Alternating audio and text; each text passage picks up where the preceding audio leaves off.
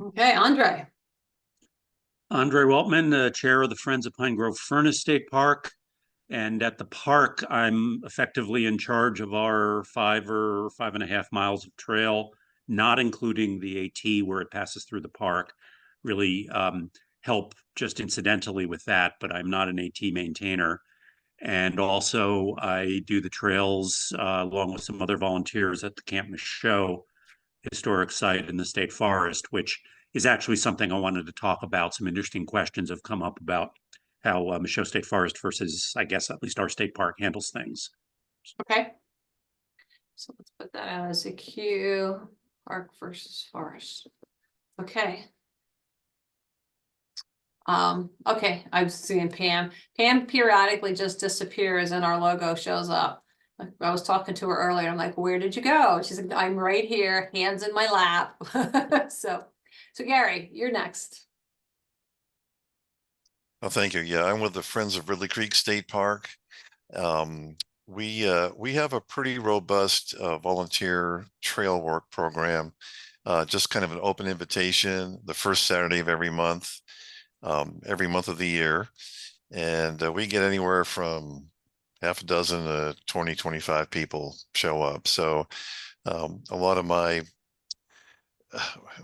I get to do the planning and then sit back and watch everybody else do the work. So that's kind of my involvement, is coming up with a project or projects. And sometimes they involve things other than trails. We did some stuff with picnic tables a couple of years ago. We're doing stuff with the playground now, but basically we maintain the dirt trails in the park. Okay. And you say you function as the planner, so you plan the work days for each Saturday. Mhm. And then the volunteers, you kind of point to them to what the jobs are. Right, right. Okay. Great, thank you, Gary. Judy. Hi, I'm Judy. I'm with the Friends of Beltsville. I got an email from Diane, that you were having a meeting about Trail Sawyers. Over at Beltsville, I work with the roadside cleanup, some trail maintenance.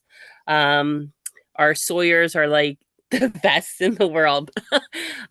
We drop everything on an app called Team Reach. So if somebody's out on a trail, they can actually drop the pin in Team Reach.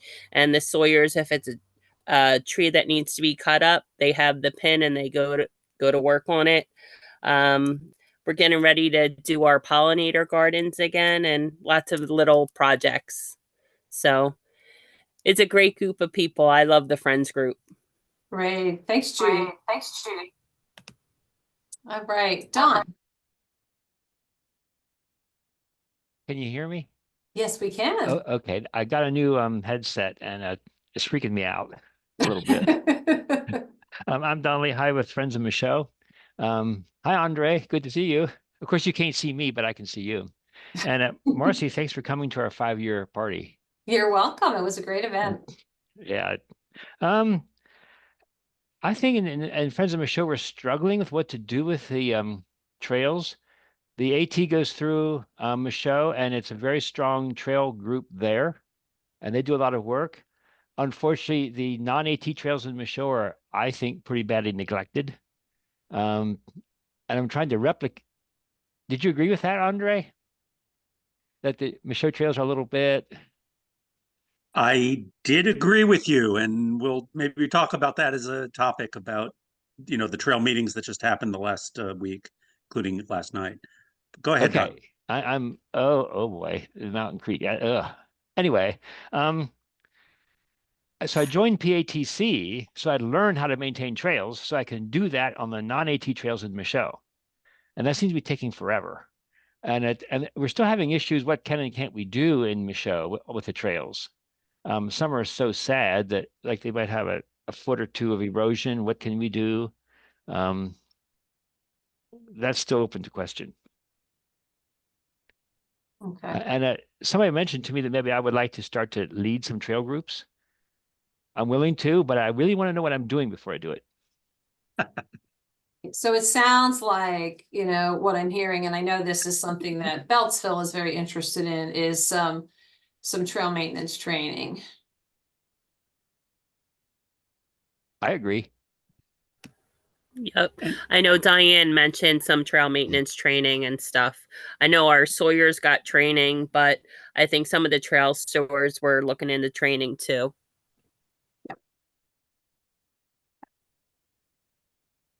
Looks we have somebody else joining us. So I'm hearing trail maintenance training. I'm here. Judy, you mentioned that you use Team Reach. Is that an app? Yeah, it's an app. So we just have we kind of like use it definitely for trail maintenance. So we have a subdivision on Team Reach for trail maintenance. So like basically if we're out on the trail and we see a tree down, we drop the pin in Google because some of these trails, you know, can be several miles. So you kind of like want, you know, the Sawyers to know. We're actually double blessed. We have a Friends of Beltsville member that's also on staff now. So it's just like it's a blessing, but by dropping the pin, they actually know what tree is down, and we take pictures and just drop it into Team Reach, and that way they know what kind of equipment they're going to need, or if they're going to need more help hauling something out. So it's pretty good. Also, the reason I asked, and I'll share with you all, is we actually are working with the Keystone Trails Association in DCNR to develop an app that allows, Judy, you might want to turn your speaker off. There we go. That would allow volunteers to go out and do trail assessments so for overall long-term trail planning, but also to do just that, like drop when a tree falls so that there's a pin there, if there's a washout after rain. So, you know, we've just started that process. So that's one of the things that is one of my questions for you all, is what would be wanting to know what would be helpful for you in that app.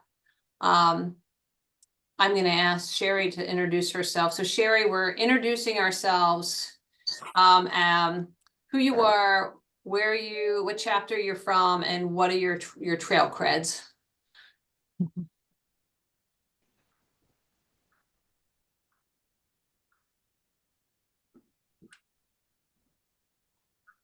Well, if you're unable, we'll start with JD. Oh, I'm JD Conroy.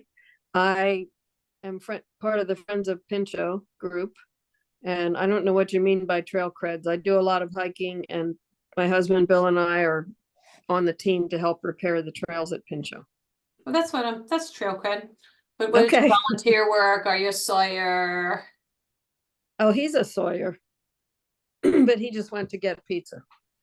Oh.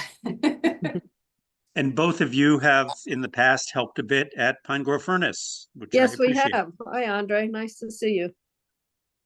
Great, thank you. And Sherry, are you able to unmute yourself and introduce yourself? If you can't do that, maybe you could type it into the chat, who you are and where you're from, and there we go. You're unmuted, but we don't hear you.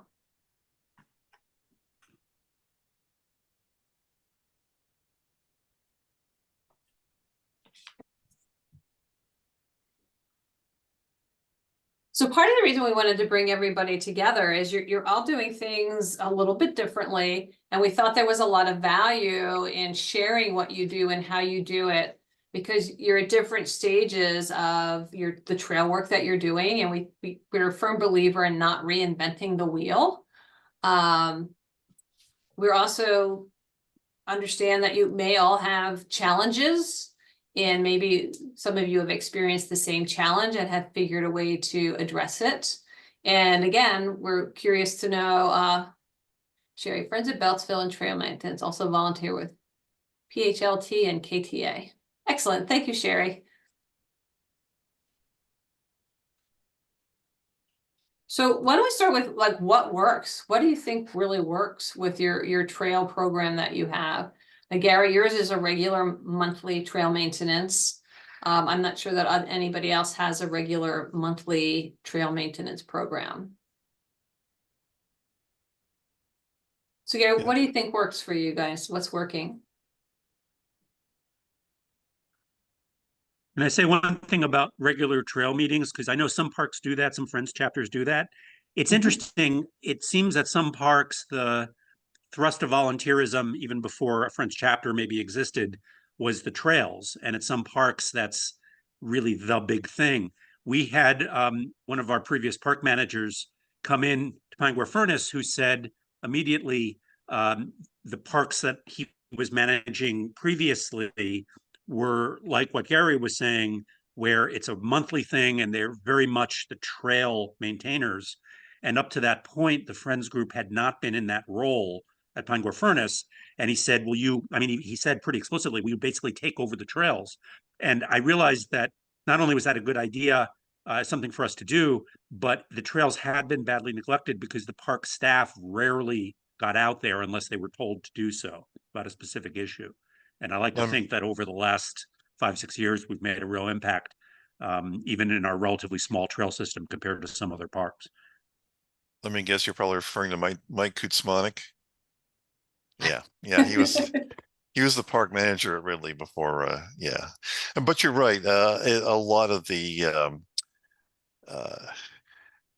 well, our Friends group was started probably, I don't know, 20 years ago before I joined.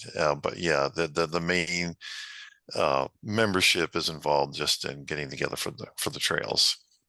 The one question I had that we have struggled with, we do have an equestrian trail, and we're not really set up or have the knowledge to do any trail maintenance for equestrians, and I know that they've got a whole different set of specs. What might trip up a horse or something like that would be fine for us, but not for the horse. So yeah, that's come into issue, I think, at least once before. We put in some erosion control that didn't work for the horses. So we've got to be, it would be helpful if we knew what to do with them. And they've offered to help. The equestrians have offered to help us, even with kind of an exchange program to help with the foot trails, and we help them with the equestrian trails. I'd have to say, I'm a horseback rider. I used to be a trail rider. And I'd have to say, when you're walking a trail, you're not aware of how much taller you are when you're on a horse. So overhanging branches that wouldn't be a problem if you were walking can really be a problem when you're horseback. Yeah, and we have that we'll send out to everybody is the DCNR trail manual. And it was written a number of years ago, and they did it mostly on DVDs, which is not the best way to have a manual, because you want to be able to flip through it, and who wants to take their laptop, and who even has a DVD player and a laptop anymore. But it has a lot of the things that you're asking about. It has the equestrian standards, the mountain biking standards, the trail standards, and even within parks, they're changing a little bit in that they really want to, if the trail is frequently wet, rather than doing a lot of water bars, they want to try to look at how they can reroute trails. That's because that's more sustainable. So, and it's not always applicable, but it's more sustainable. Sometimes it's difficult.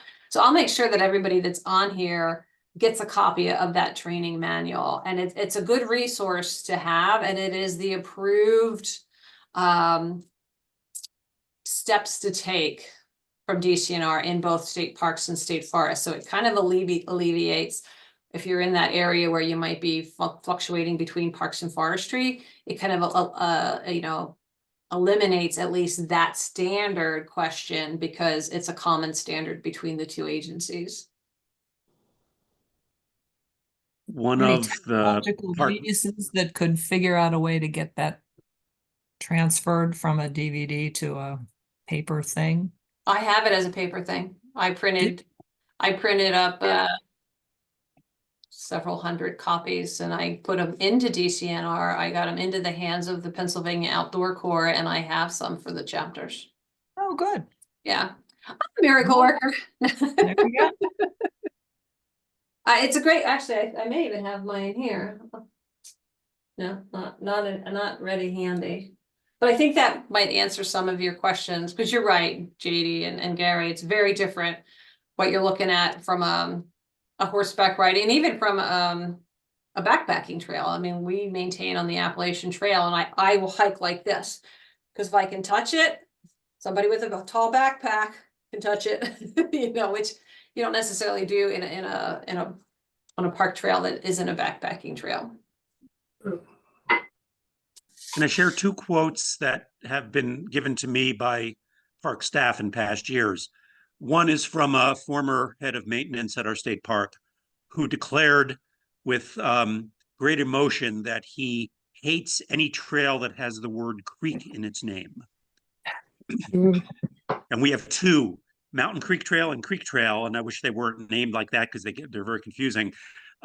Two separate trails that say creek, and that, you know, there's no way to avoid the water or being next to it because that's their principal feature. The other quote, which gets to what you just said, Marcy, about the range even for someone on foot, much less the forehead of someone on a horse. One of the educators once told me that she had been told that any trail you should be able to imagine taking a door, I guess like a, you know, regular sized door in your house. If you were carrying it in front of you like a shield, could you walk down the trail and not hit anything?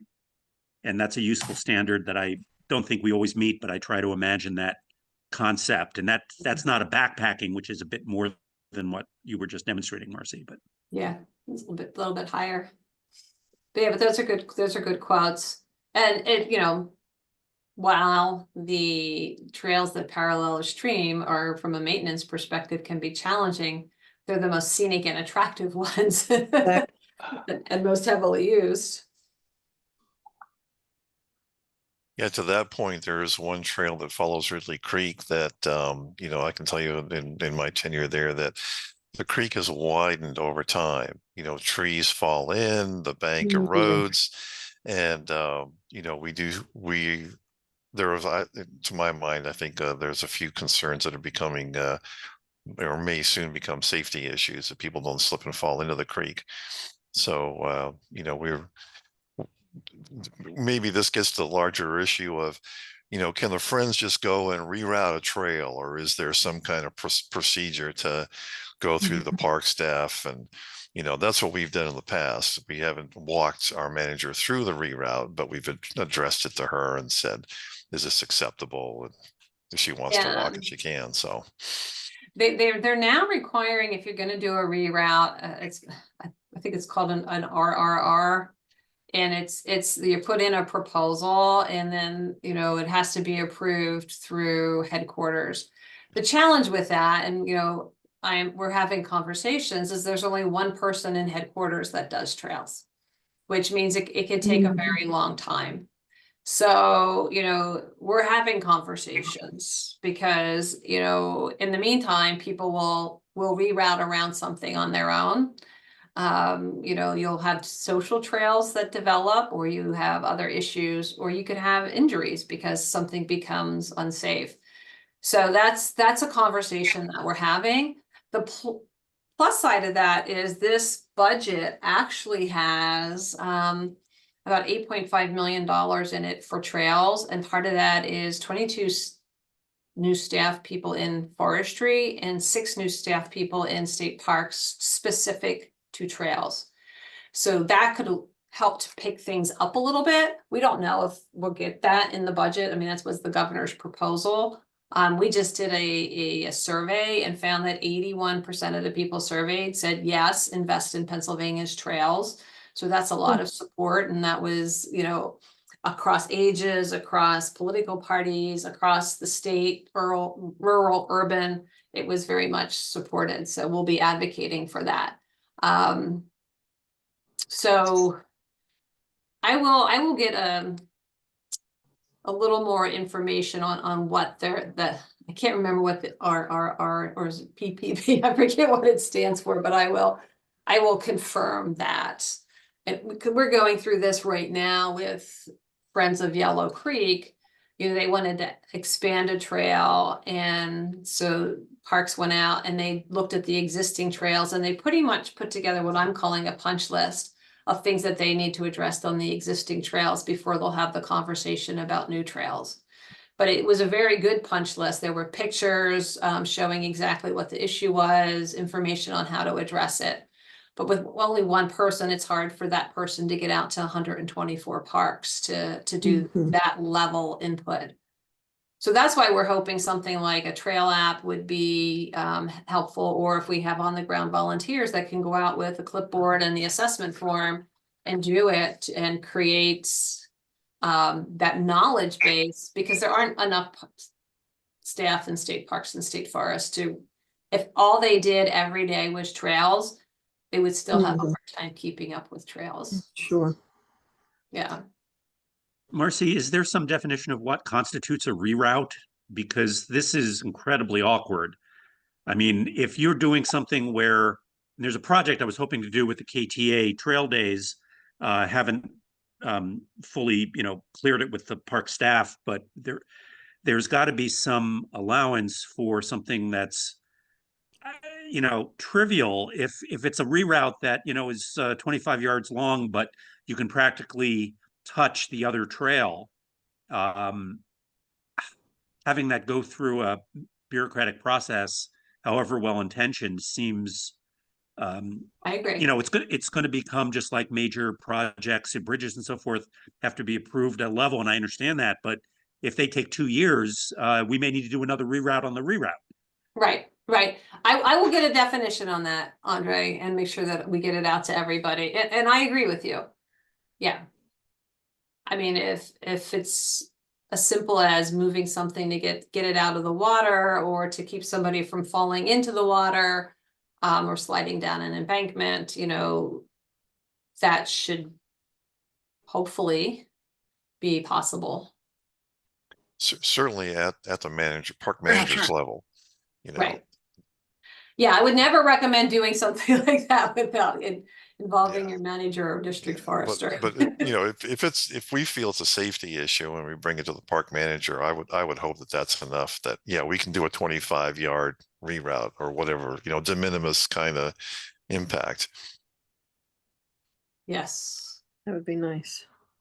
And Marcy, what you're describing is already sort of officially in effect, because it's the first I'm hearing about it, and I don't know if other park management knows about it. It was just brought to our attention after Yellow Creek wanted to expand a trail system, and that's the first time it was mentioned. So another reason that I'm wanting to hear your thoughts and concerns, so that when I go back in to have a meeting, I'm informed with what people are experiencing in the field and challenges. But we, Pam, we have a number of groups that, like Ridley Creek, Oil Creek, Nakamixon. There are a number of friends groups that have regular trail days. Who else am I missing? Sorry, I woke up at 1 o'clock and then go back to sleep like after 5:30. So I think my flame is extinguished. I'm digging in there. Yeah, I can't think of anyone that has like a scheduled day. Of course, the Lackawanna State Park Trail Care crew is nothing but trail care. Friends of Buchanan, they're definitely trail focus. Well, yeah, Oil Creek, we mentioned them. Both of the Weiser State Forest groups are just trail focused. And it's too bad Lackawanna's not here. They developed an interesting system of markings on their trails, and maybe I know that you guys put in some trail markers at Ridley Creek, but they've got a numbering and lettering system, so that way you can, if you have an emergency, you can contact and give somebody that close, almost like on the turnpike, how they have like your mile marker 69.5, because they have 30 miles of trails up there that they maintain that also go over onto conservancy land. And Pam, are you able to show what they just did? They just worked in partnership with the local brewery to have a beer made that is helping them to raise money for some of the trail tools and trail work maintenance that they need.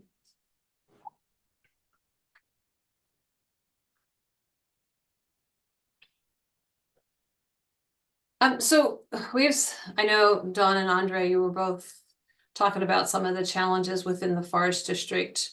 Do you want to share?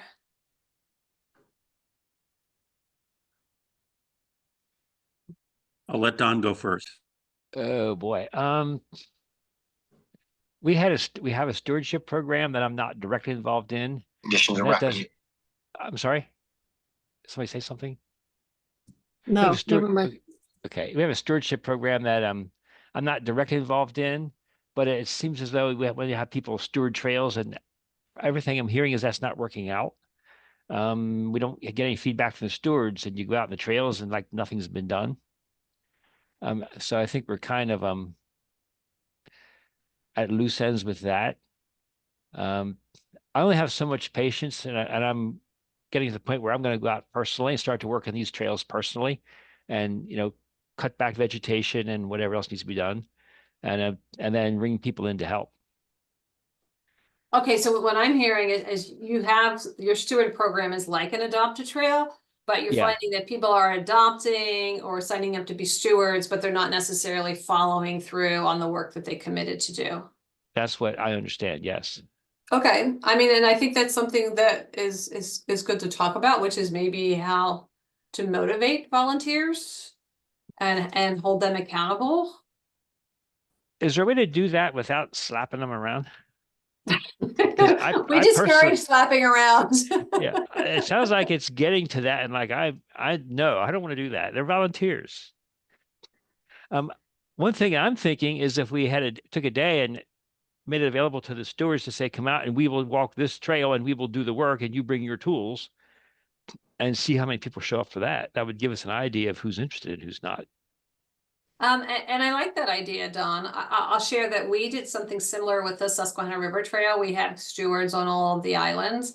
And what we found was we had an assumption that they knew what to do, and that was a misassumption.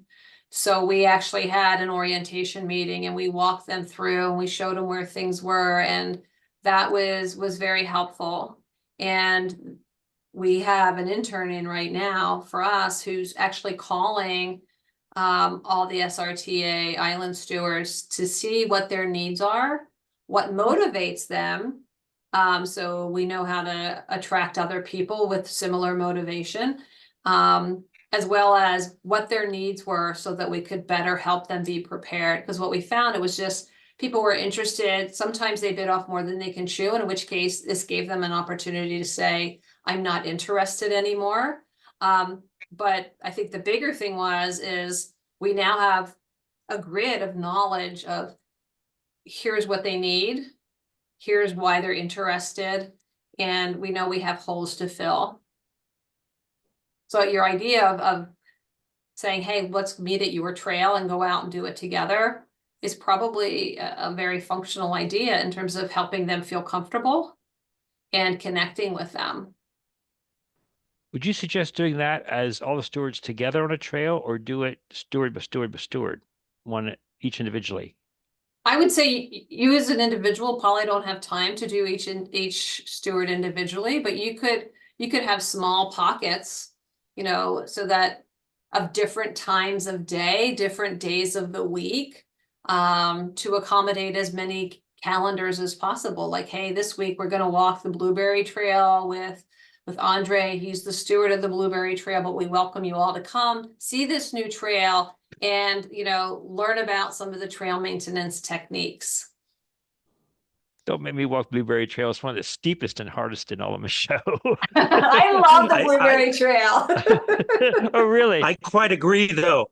And eventually I could foresee that being targeted, and I mean that in a good way, I guess, by the Michaud district, because it's too steep and has its problems. Let me make a comment about this getting stewards for particular trails. The last few years, I've realized that half the problem is simply knowing when something went wrong. And, my park has a relatively limited trail system compared to many others, yet even 5 miles or so, it's hard to keep on top of it. Just to know that in the last windstorm, 10 days ago, some trees came down in this section of this trail. So simply knowing the problem exists is the first step. And although I try after major events to get out there with my wife and my dog and say, hey, today let's do a leash walk and get out there and check out Mountain Creek Trail because I haven't been on it in a couple weeks. What I started asking certain people to do is, I'd encounter them and, hey, you're out here regularly walking this trail anyhow, because it's your local trail. This is where you come out on a weekly basis or walk your dog or whatever. Will you commit to simply notifying me or the park office, whatever, that there's a problem, and be a little consistent in when you saw it, because you don't want to chase down something that you saw already and cleared 2 days ago and it took them 3 days to tell you. So I always want to know when the report, when it was observed, where exactly, which gets to an earlier observation about sawyers in particular carrying heavy equipment. They want to know the easiest access. Yes. And, just some sense, are we talking about a couple trees that are, maybe 8 or 10 inch diameter, which I can do with a hand saw? Or is this obviously a chainsaw problem, or is it just really bad erosion? What happened?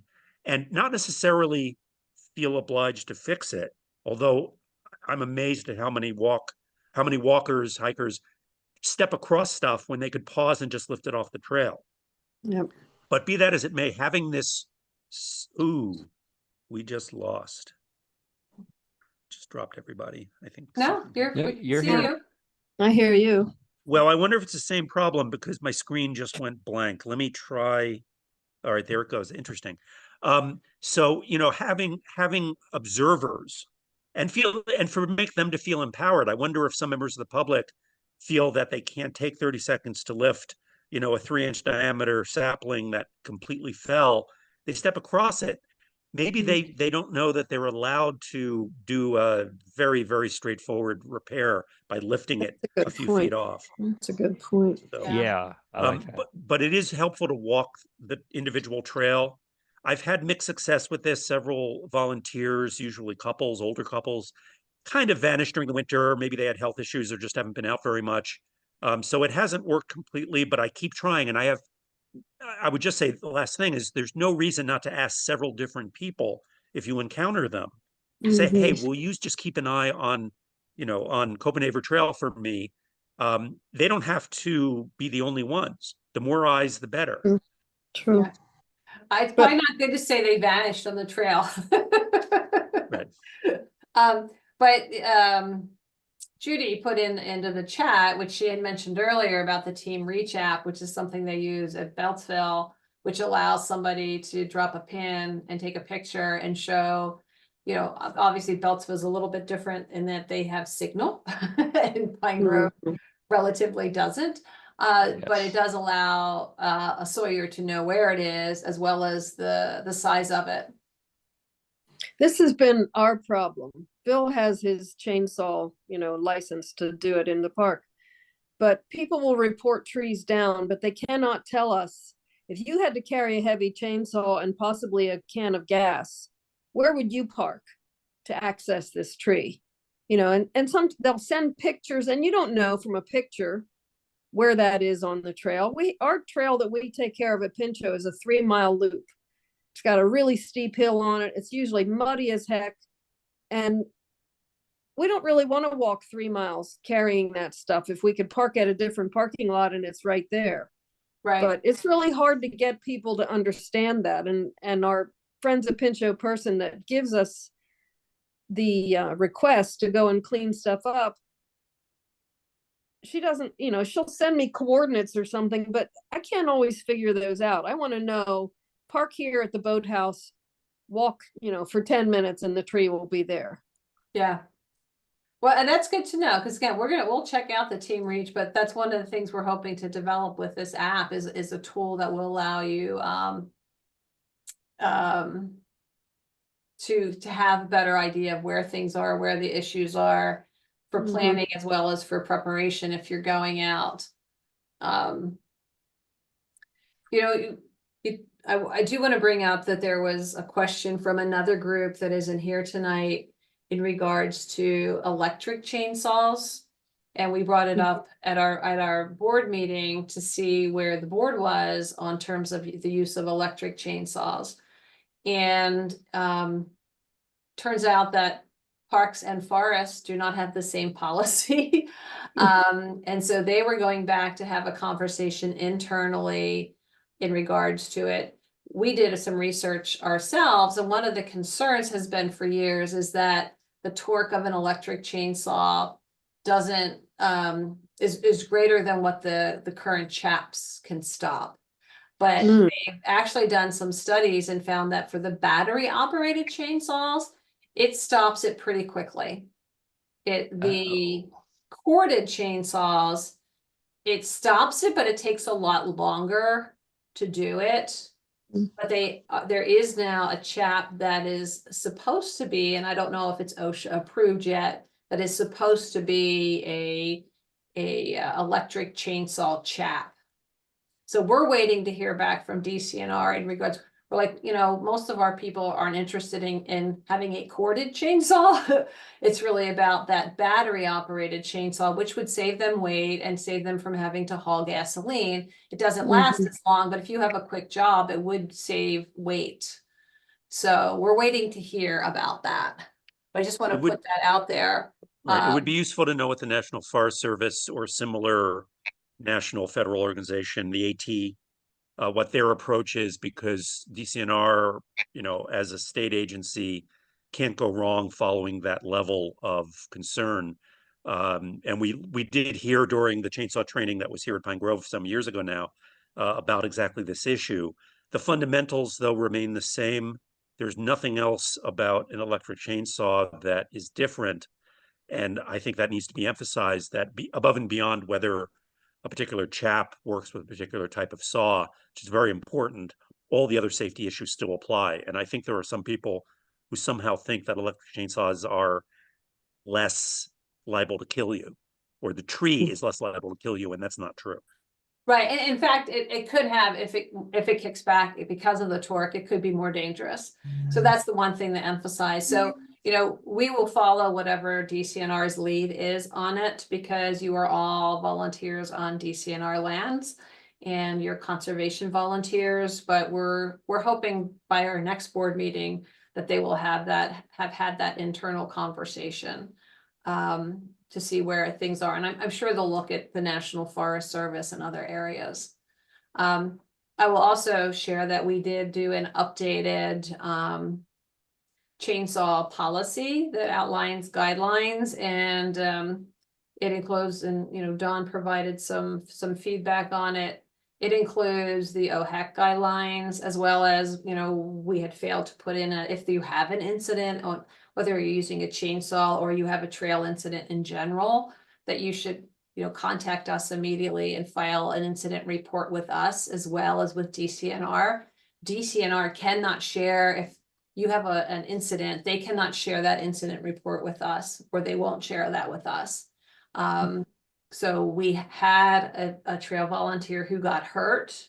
For some reason, they weren't in DCNR's conservation volunteer database, but they were covered under our insurance. And so, you know, they were taken care of. They actually stumbled and had a stick impale into their calf. Oh, Yeah, it was, I don't even like to think about it. So, you know, we were able to rally around him, get him everything. Our insurance was like within hours was working with him to make sure everything was moving along smoothly. So if there's any type of incident on the trail, a fall, a stumble, you know, let's hope that there is never a chainsaw incident. You know, you please, you know, reach out to us. We'll have an incident report done and make sure that you're covered as best and as completely as possible. I do note, JD, that Friends of Pinchot have worked several times with the Keystone Trails Association and their Code Orange. And Andre, I believe you mentioned Keystone Trails Association, and I don't know if Judy and Sherry or Dawn, if you're familiar with KTA. And I know that down in the Michaud, KTA is doing a big trail weekend coming up. So that's they're going to coming. be, yeah, right, Don. So, right, they're coming up. I don't have the date in front of me, but they're going to be camping at the Pine Grove Furnace Group Campground, the OGT. And then for the Saturday event, we'll do some trails possibly in the show. I was hoping to do a very straightforward reroute, which the park is aware of in general terms, on one of our park trails. But Marcy, what you just described about permissions may kill that. So I don't know which projects this Trail Love weekend will do yet. Yeah, and if they had meetings, because we're a partner in that, and we haven't gotten any information about any planning meetings. Oh, yeah. Not yet, because our park educator, who's also very much part of the trails, doesn't Okay. come back till March 25th, which is another problem with seasonals. But okay. But that's a very good day, March 25th. It's my birthday. Oh, yes, JD, that's fine. Turn the camera off. I can still listen. Who is this? It looks like Judy made a comment about notifying people where you're going to be while going out to do trail work, and I thought that was a good comment. Well, and that's part of our chainsaw policy, that before you go out with a chainsaw, you need to let the park manager or district forester know where you're going and what you plan to do. It's very important. It's important so that they ultimately have responsibility for the land, so that they understand that you're doing that. But also, if something were to happen, they know where you are. So How many volunteers have access to either a state park radio that they can borrow from the park, or at the moment, it may change in the coming years. My friend's group has an IT person ham radio person who are set up that we are using personal radios, but they're hooked into the park system.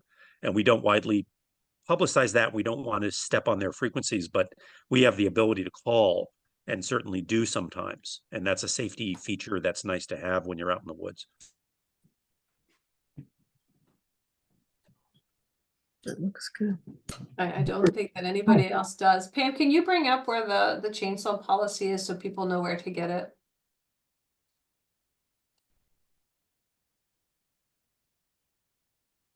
I don't know of anybody else that has that, Andre.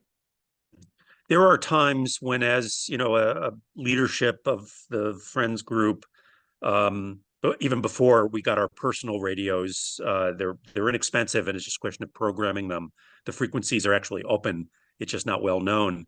That having a park radio, like I sometimes lead a park public program that goes out into the forest. It doesn't matter where it is, state park or state forest, but it's a ways out. And they used to sometimes say, hey, here's a park radio. You obviously need to know what the protocols are, and also avoid accidentally pushing the button and stepping on frequencies. But it's a safety feature that for a trusted person can be really helpful.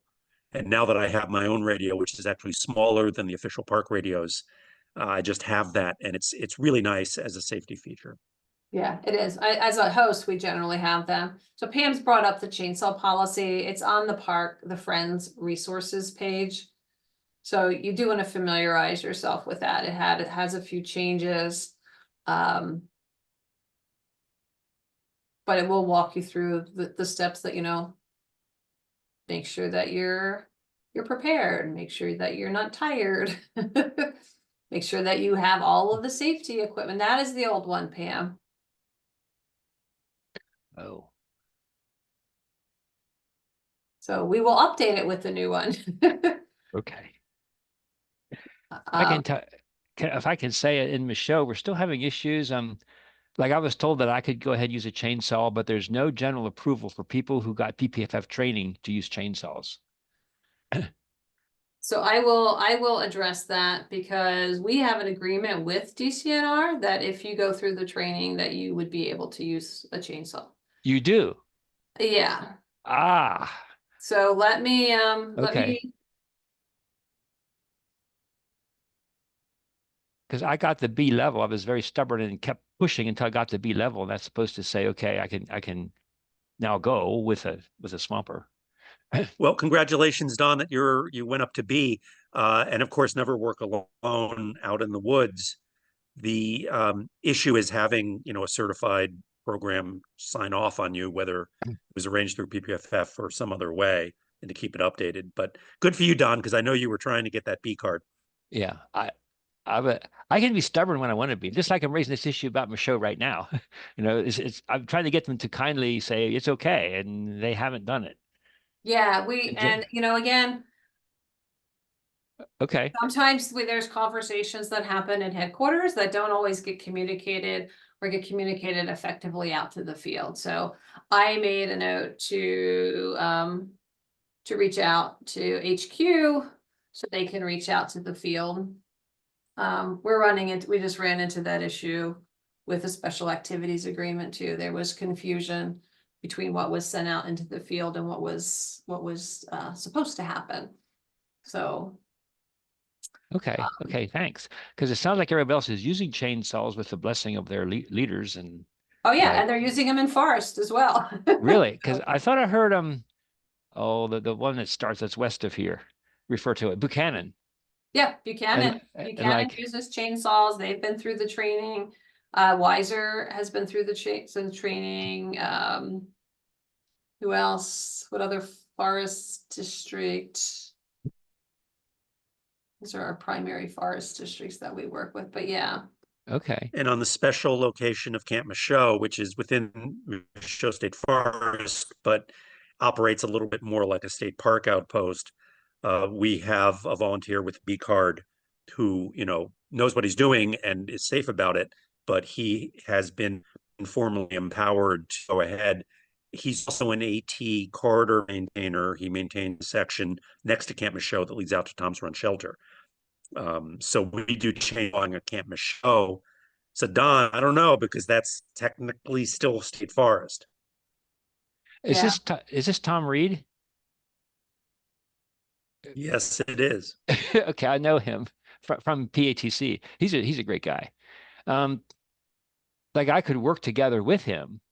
That raises an issue. The people who are approved by PATC, can they chainsaw in the forest? They Because should be able to chainsaw in the forest because the Appalachian Trail requires the same US Forest Service standard.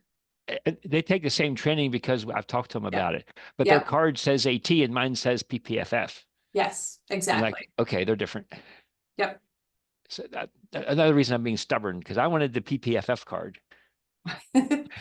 Excellent. Excellent. It's the forest. The trail's in the forest. I like the trail because it's in the forest. Anyway, Yeah. I'll pipe down. And I'm going to be, I know that we've tried to offer wilderness first aid, and we had a few. We're going to get back to trying to offer those, but there's also an online wilderness first aid that I'm going to test. It's gotten a lot of good feedback. So see how that is. Okay, I took two wilderness first aid classes. One was local to here, and one was the one that I think you told us about in Phillipsburg. I took that one. And did you have a preference for the instructors? Was it two different instructors? It was two very different instructors. The local one problem with the local one is they were instructors. They're learning how to instruct. So a lot of time was spent instructing them how to instruct wilderness first aid. Whereas the one put on by Knowles, those guys were rough. They didn't let anything by, and you had to go out and actually do work. And the people you'd be. Well, that one weekend, I was kicked by a llama in Pampas of Patagonia. I had a heart attack, and I forget I dislocated a shoulder. Sounds like a rough weekend, Don. Yeah, and somebody had to come and fix me up. Well, the other one, we didn't do it to that extreme. Okay. So the Knowles I thought was pretty good. It was rough, but you're there to learn and see what happens. So that evening, I went to get gas, and I had this streak of blood running down my face. Unfortunately, nobody caught it. Yeah, and Knowles is like the gold star standard. Yeah. Yeah, and Solo is the other one. That's the one I went through a number of years ago. Solo. Solo? Yeah, and Yeah. I tried to find, try to get them to come down, but yeah, we'll work on getting those scheduled again. And Okay. I think for any of the groups that are taking and you're doing, even if your park or your forest isn't really remote, it's still probably worthy to have somebody that's doing trail work, particularly somebody that's working with the Sawyer, to have a wilderness first aid training. We prefer everybody to have, and it's in the guidelines, at least first aid training. But wilderness first aid allows you to handle some things that might be slightly different, or to help somebody for a longer period of time, because there might be a time delay between when the accident happens and when emergency personnel arrive. A longer time delay than you would find if you were in a community. I agree. Yeah. One of the questions, I mean, I'm hearing wilderness first aid, I'm hearing trail maintenance training. What other trainings do you feel would be helpful for you as trail maintainers and aspiring trail maintainers and people with stewardship programs? One thing we have in Michelle is rhododendron and laurel. What do you do whenever it's overtaking the trail without exhausting yourself? Okay. We have brush cutters, powered brush cutters, and they work great for stuff that's on the trail itself. But whenever you have these walls that you need to cut back, we don't have an answer. Good question.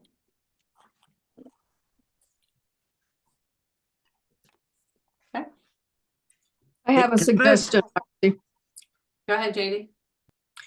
especially for our trails at Pinchot. The thing that we run into the most often is how to deal with water that's coming up on the trails, how to reroute water, what's the best practices for changing the way trails are responding to water.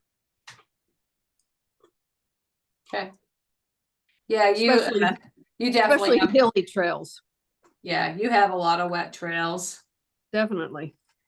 Yeah. What Okay. JD just said fits in with what I was going to bring up is trail surface. There's an issue that I don't know it's going to be a real issue or not about wood chips versus gravel. And I wonder, do any of the state parks tend to use gravel on wilderness trails as opposed to an ADA trail or something meant for, deliberate public access? This is something that's coming up with regard to Camp Michaud. We've got a call next week, and I don't want to get into it on this forum because I may be borrowing trouble. It has to do not only with whether limestone, gravel versus wood chips are appropriate, but also the source of wood chips in terms of introducing Yes. forest pathogens. Yeah, and even depending on, like, we've done trail work down in the Pine Barrens, the Serpentine Barrens, and we have to be careful of not just the wood chips, but if you're using rock, if it's a limestone, it can change the pH of the serpentine, which changes Yeah. for the plants. So I can check on that, Andre. I know that in some cases, I'm thinking at Fowler's, they have trails that have the name of it is, it's that black stuff with the holes that you lay down first, and then you put the gravel on, and then they put a more natural surface, so you've got a hard surface, but then you're giving it a more natural appearance. Agreed. And I think that the final appearance and, the feel, the aesthetics of the visible surface are part of the question. I don't know. It's an issue that just was emerging about our use of wood chips from our state park, which is literally 2 miles away, and they're locally created. The state park's approach, at least at our park, seems to be that's favorable. And while we sometimes use gravel or other things as the underlayment to deal with water and durability, the final appearance is very, very local wood chips. And we're getting the potential for, gee, we shouldn't be using wood chips on a state forest trail. And I'm thinking to myself, well, you can't get more local wood chips than No. what we're creating. We're literally making at the park. So that's what's floating right now. Yeah, and I think that the one little hesitation I have sometimes is, some mulch goes through a process where there's a temperature involved, so that if there's any potential invasive seeds or invasive plants, they're hopefully eradicated. So that would be the one concern is, if it's just your wood chipping and taking it out, how are you treating for anything that might be in there that, could have been attached to a tree? So are you moving an invasive plant with the mulch? But the question is, what's the distance that matters? We also sometimes have, and this gets to Don is aware of Tom Reed, he's from Gettysburg, and we have municipal trees from Gettysburg, and I can see the point. I hadn't thought about it. It wasn't quite obvious that forestry's of general policy against wood chips was not just aesthetics or durability, but having to do with that. But the question is, what's the distance? I mean, it's the same forest a few miles away. So that's what's floating, so to speak. Does anyone on this call, are you aware of forest trails, now again, specifically state forest, that tend to use stone for the trails that are back off of public areas, for true wilderness? I don't know of any. I but the challenge I think with that, Andre, is the getting stones to a true wilderness trail. Yeah, that's the big issue. Because we do my husband and I do a lot of campground hosting, and therefore we do a lot of hiking in state forests all over the state, and oftentimes you don't see any stone as like when you're turnpiking or whatever, because of the, it's got to be near a place where you can get them in. Yeah, absolutely. That's the, part of my argument is the logistics are very different for stone versus wood chips. But anyhow, stay tuned. Yeah. I just wanted to throw that out there and see if anyone has any thoughts. There is a difference. Bureau of State Parks and Bureau of Forestry are not congruent on some of this stuff. Yes. Oh, I am very well aware. But I will make sure everybody gets a copy of the guide. That'll be helpful. Well, we're coming up on it. Well, we are at an hour. Are there any last questions or thoughts?